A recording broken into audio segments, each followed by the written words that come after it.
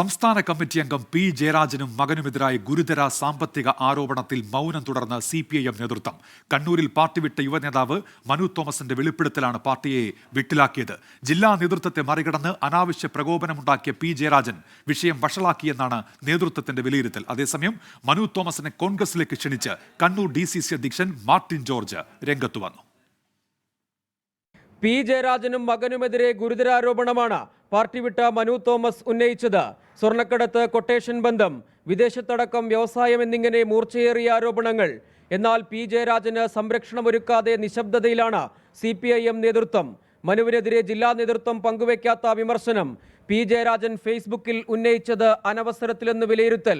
പാർട്ടിയെ പ്രതിസന്ധിയിലാക്കും വിധം വിഷയം വഷളാകാൻ ഇടയാക്കിയതിൽ നേതൃത്വത്തിന് അതൃപ്തി. രാഷ്ട്രീയാക്രമണങ്ങളിലും കൊലപാതകങ്ങളിലും ആരോപണ വിധേയനെങ്കിലും കടുത്ത സാമ്പത്തികാരോപണം പി ജയരാജൻ നേരിടുന്നത് ഇതാദ്യം. പ്രതിരോധമൊരുക്കാൻ തില്ലങ്കേരി ഗ്യാങ്ങും പതിവ് സൈബർ അണികളും മാത്രം. സമൂഹമാധ്യമത്തിൽ മനുവിനോട് ഏറ്റുമുട്ടി കുരുക്കിലായത് പി ജയരാജനും മകൻ ജെയിൻ രാജും.